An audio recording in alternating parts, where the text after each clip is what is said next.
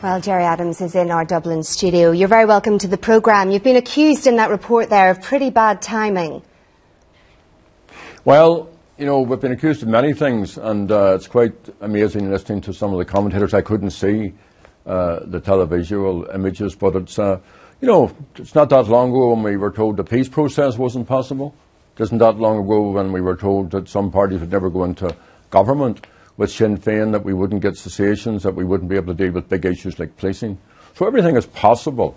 And far from Sinn Féin revisiting this issue, we have never left this issue. Our entire focus as a party, and we're an Irish Republican party, so we want to see a new republic, a unity of orange and green on this island. So we can't get that unless the people agree, and we can't have that unless the people decide to get rid of partition. And during the Good Friday Agreement negotiations, we negotiated an end to the Government of Ireland Act, and the citizens, by vast majority across the island, voted in favour of that. And as you have just reminded us, as part of that agreement, there is a mechanism for a border poll to be held. That was 15 years ago. It's now time for a border poll. What is your time scale then? Are you talking about holding it in a couple of years, in 10 years? What do you realistically think will be the year that this would be held? Well, I think all of that's negotiable, but I do think the next term of the Assembly or the Oireachtas would be a reasonable time frame. Now, you know, we're not going gung-ho at this. We're not, you know, making a big mad charge at our unionist neighbours and trying to provoke them with this issue. We want a discussion.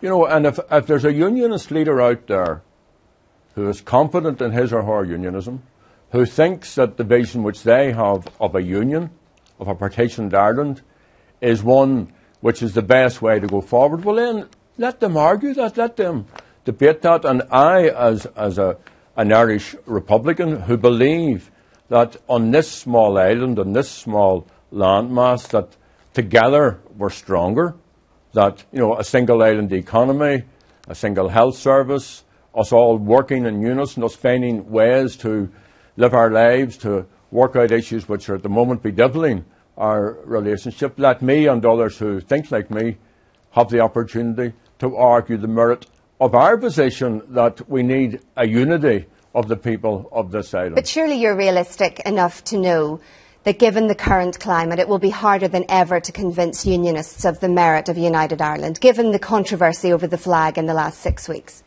Well, I have to say, I have huge confidence in both the Sinn Féin vision and our ability to argue the case, but I also have huge confidence in our unionist neighbours, because you see, politics in both parts of this island is currently in flux. And one of the reasons it's in flux in this state, and we heard Fianna Fáil talking a moment ago, is because of the corruption of politics led mostly by successive Fianna Fáil leaderships. And then the whole way the economy was squandered has people looking for a better society. And of course, politics is in flux in the north because of the outworking of the peace process and because of the end of the campaigns by the British Armed Forces and by those who opposed them. Now, it's all work in progress, and we have an awful lot, all of us, to do. And I don't for one moment, you know, I'm very realistic and our leadership is very realistic. We don't minimise the challenges which are But what's your evidence, Mr Adams? What's your evidence that there's any appetite at all for United Ireland, given some of the census figures that we've just recently had, given some of the figures from the Life and Times survey? Where's your evidence, which is what you need after all, because the Secretary of State's never going to call a border poll unless there is clear evidence that there is an appetite for a United Ireland? Well, Tara, I live in the real world, and anybody who thinks it will be down to a British Secretary of State, and they come and go, I even forget their names. There's been such a long procession of them in and out. But it's under the terms of the Good Friday Agreement that the Secretary of State has to call it. Bear with me. He or she may be the person who signs the piece of paper to authorise it, but that decision will be taken by a British government. Well, what is your evidence then? Where's the appetite? Tara, please let me elucidate my answer, please.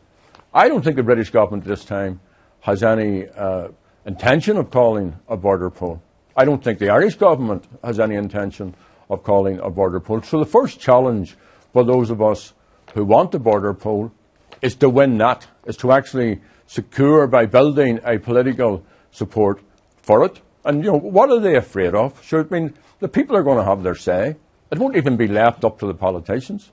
Every single citizen will be able to walk in and put their mark either for or against the continuation of partition and of the Union. So we will, as a first phase of, and this is nothing new, I keep coming back to that, but as a first phase of trying to win a border poll, we will be about convincing people and the governments that the time is now. Well, the second big challenge then, of course, is to win the border poll and to persuade people that that's the best way to go forward. Well, let's look at the economics of it then. We heard from Michael Majimpsey there, £10 billion the Treasury currently pays to fund Northern Ireland. £15 billion is the deficit in the south. So you can see the argument there. Is Dublin going to pay that £10 billion to keep Northern Ireland functioning the way it does?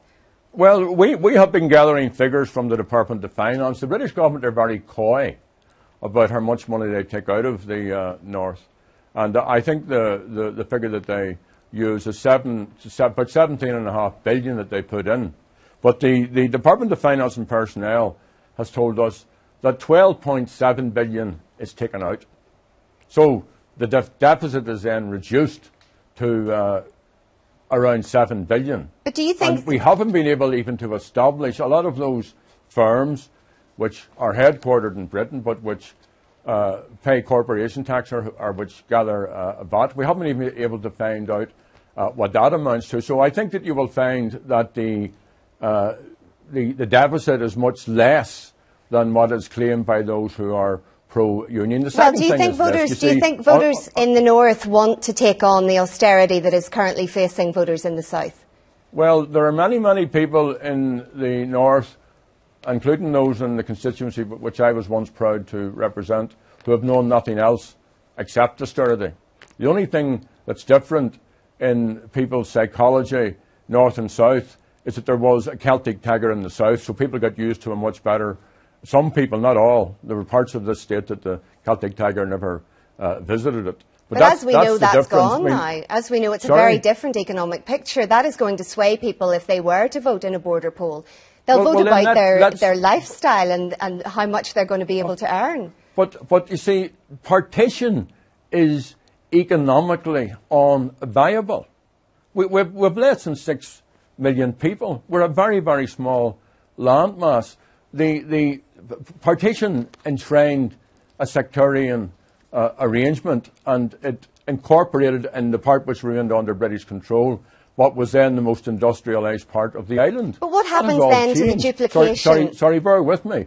Bear with me. Now, it just does make sense that we sell ourselves as a single island, that we organise ourselves as a single island. I remember eons ago the argument being put for a single island economy.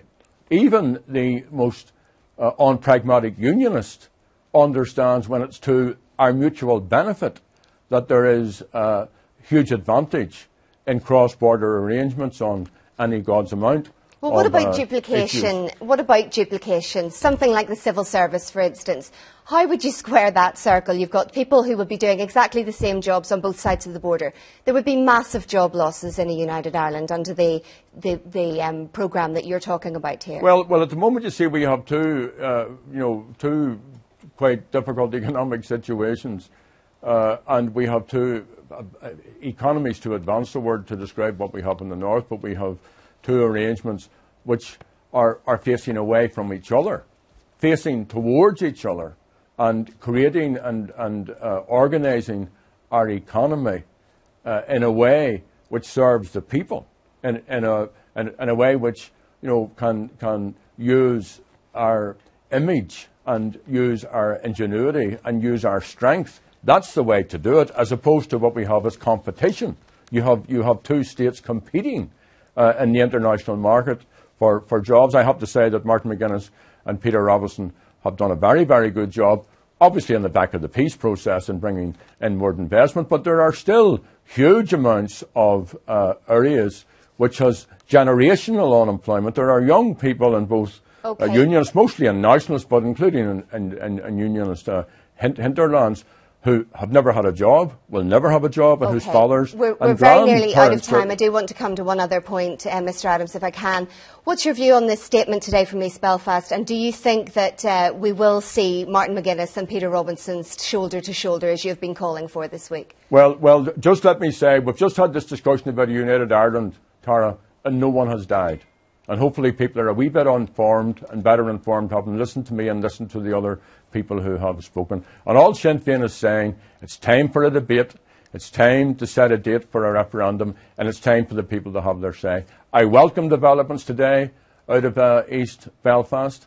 I have got to know Peter Robinson fairly well. He will have his own reasons for not standing shoulder to shoulder with Martin McGuinness. I have to say I'm disappointed in that, because Martin, when those who were masquerading as Republicans killed the two British soldiers and the PSNI officers, Martin, in a very leaderly, robust and very, very frank way, made it clear and was part of developing a leadership which was inclusive, which brought all the political leaders together, the church leaders, civic society, and our entire community, to show a way forward. I do think that that's what Peter Robinson will come round to do. I'm disappointed that it has taken all of this time.